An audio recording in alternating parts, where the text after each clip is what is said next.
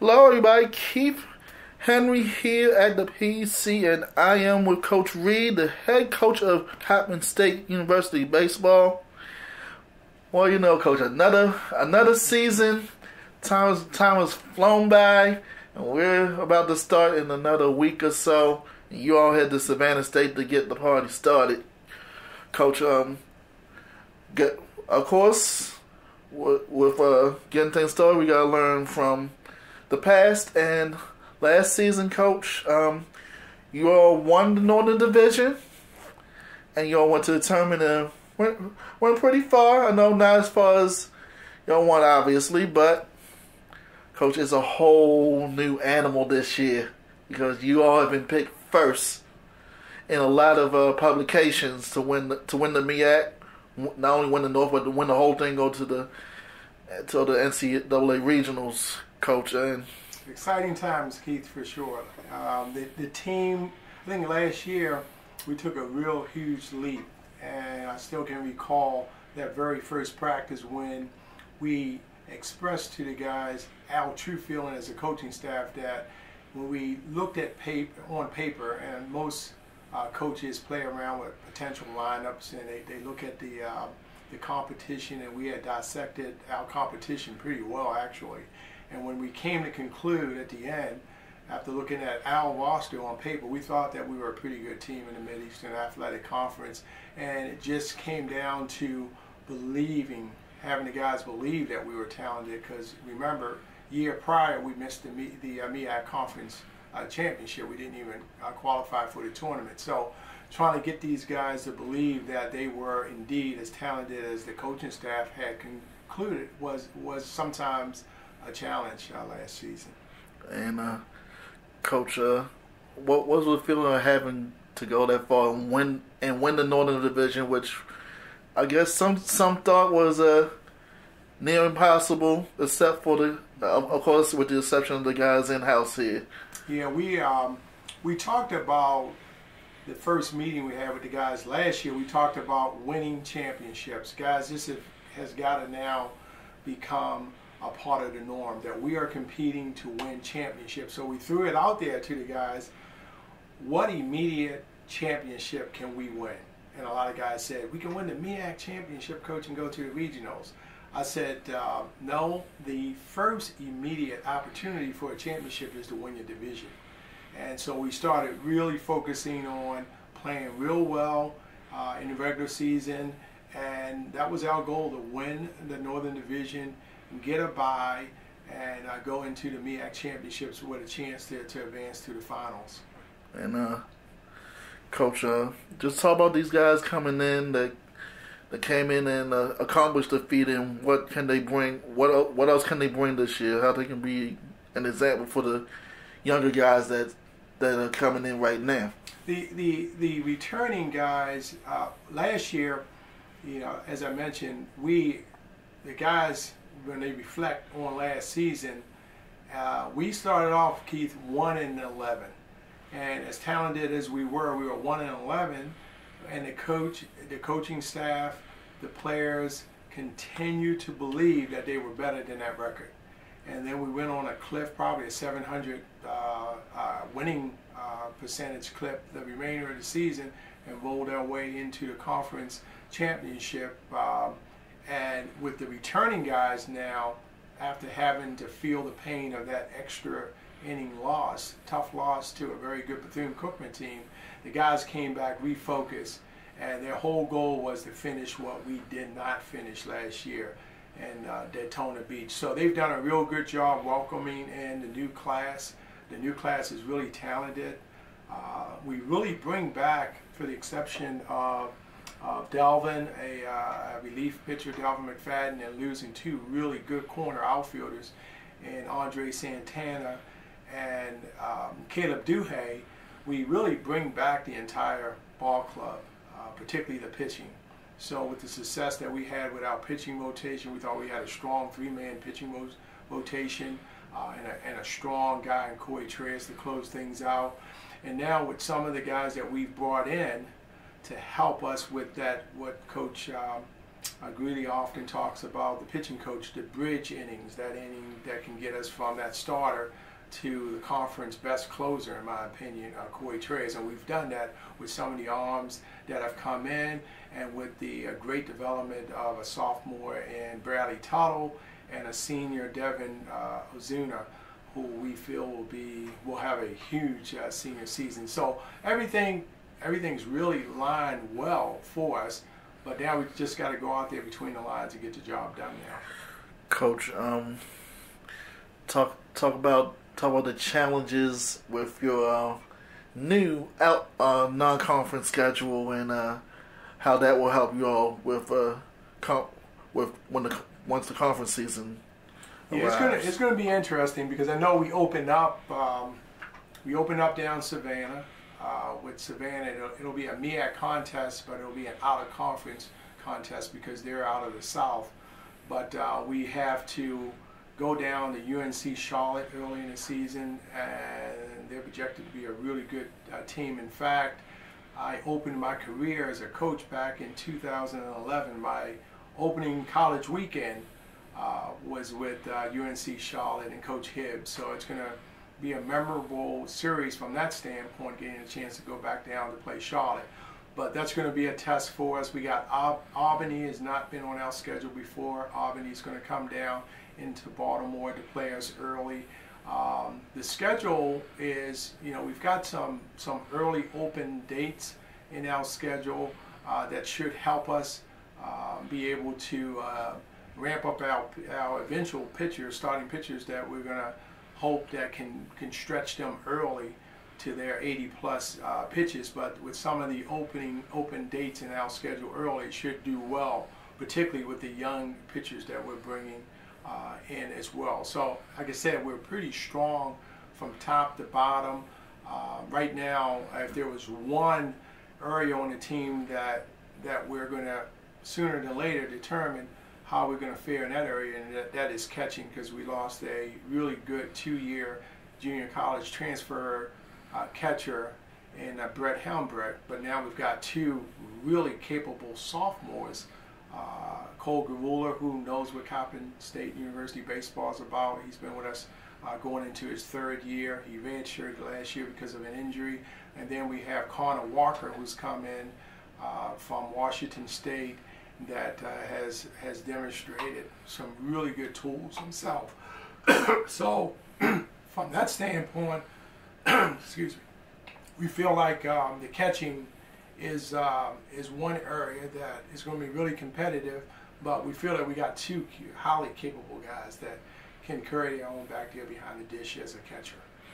Coach, among the new guys that are in, who has impressed you the most? Who has opened your eyes at this point, and why? I think offensively, because we were really strong offensively, we led in conference in hitting. So Coach Watkins we have a very potent offensive team, and as I mentioned, we have most of them back, for the exception of 2 outfielders, and bringing in a guy like Justin Banks, who has proven, has had a real good career at Napa Valley on the West Coast. A first base DH that swings them really well. Some of the things that he did in the fall just opened some eyes with the potential, and the sky's the limit for Justin Banks. And then Connor Walker, the catcher that I talked about as well, has a real good idea of hitting, does a real good job of knowing the strike zone and going off field. So I think the 2 guys on the offensive side, besides the freshman Matt Day, who's come in with 5 tools, he can do almost anything on the field. Really did a real good job with the bat. I think he led the team in hitting this fall. If Matt Day didn't lead the team in hitting, he was 2nd. I think Marcos Castillo actually led the team in hitting, but the true freshman, Matt Day, with some of the plays he's made in the outfield, he's really a Gold Glove type defensive outfielder coming in, that because of the accomplishments of young sophomore Carlos Castillo, he's going to play left. as a true center fielder, so it just gives us a lot of depth in the outfield and guys that can go catch the ball. But I think Matt Day has opened some eyes as a first-year guy as well. And then defensively, you know, you can never have enough depth up the middle defensively.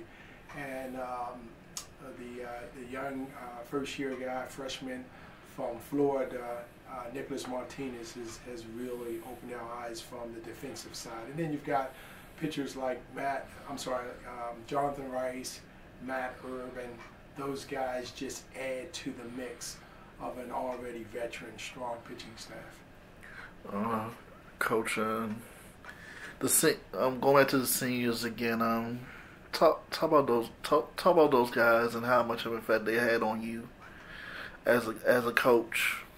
They're now seniors, and we call those guys, last year I was calling those guys the super juniors. Those are the guys that came into the program on a mission to to assist us in turning things around, and that is Aaron Ray, Jamon Taylor, Rivera, that's Devin Rivera, Ozuna, Redfern, who came to us as a junior college junior right-hander last year. McElwain, the steady best first baseman in our conference.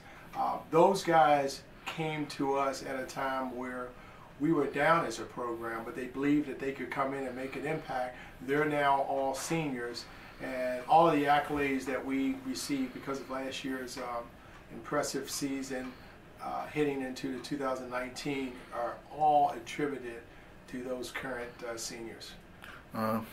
Coach, and speaking of having effects on people, yesterday, I'm sure you heard about the passing of the late great Mr. Frank Robinson. Talk about him and how has he had an effect on you as a coach and as a person? I tell you what, Frank Robinson, both Robinsons, both Brooks and Frank. I mean, I grew up in an era where those two guys really demonstrated what the Baltimore Orioles were all about. A lot of people don't realize that before Frank came to the Orioles in 1966. The Orioles were pretty good. I mean, I think they had just come off 2 prior seasons of 97, 95 wins, but somehow they couldn't overtake the Yankees, and the Red Sox always had something to say about that. So when they brought in Frank in 1966, he was evidently the missing piece because they went on to win the World Series in '66, and Frank, as a first-year guy coming in there, just commanding respect in the clubhouse. You know, Frank didn't speak a lot. He was quiet. He was serious about the game and the way he thought the game should be played, and it really rubbed off on the team. And the Orioles became a different kind of team those next 5 years that they had Frank Robinson on that roster. And it was a shock when we heard that Frank had passed, even though we knew that he was sick. What a baseball player and what a baseball administrator, because I recall his days in the Orioles front office as well as the first black manager in Cleveland. So he's going to sorely be missed in baseball for sure. And I know you always have teaching moments with this team. I'm sure you told them about Mr. Robinson. What can the team learn from a man like Yeah, Frank wanted the game to be played the right way. I know here at Coppin, we have a rule here at Coppin, because I recall hearing a story that Frank also had trying to set young guys straight when he was managing in Cleveland. And that is, you know, hustling, running out every play, don't assume, you know, anything in baseball, just play hard until the end. And I know here at Coppin, and I think Frank was another one that didn't agree with caps being worn backwards. And I know Ken Griffey kind of came out with that new trend, and it was cool to wear your baseball cap worn backwards. But here at Coppin, the baseball guys are not allowed to wear the caps on, never have since I've been here, been allowed to wear a baseball cap on backwards. And I always tell those guys, when they're walking around campus and we're trying to distinguish the baseball players from the non-baseball players, we can tell, because if they have a baseball cap on, they're going to always have the baseball cap on correctly with the bill of the cap facing forward. Coach, talk about the competition in the North. It's always a grind. It's always a battle. This year, nothing's different. Yeah, Norfolk, again, Keith Shoemake is one of the top recruiters in baseball, and I know his stint when he was with North Carolina A&T, he was a master recruiter and won a ton of games during his stint prior to coming back to the game as the head coach at Norfolk. So we know that Keith being in his second year, Norfolk's going to be really, really good this year. So we're not taking Norfolk lightly. J.P. Blanton in Delaware State has had some of the top teams in our entire conference. They were down last year, but we don't expect Del State to be down for long. And we have a second-year coach in Holloman, Coach Holloman at UMES, and they've brought in some JUCO guys. They brought in some guys that we happen to know about that are really good baseball players. So it's going to be a tough challenge for us this year. There's no doubt about it. As I told the guys just in a meeting a couple hours ago, that you don't win on paper. You got to go out there between the foul lines and get the job done. So we're anticipating a dogfight in 2019, and we wouldn't win it any other way, quite honestly, Keith.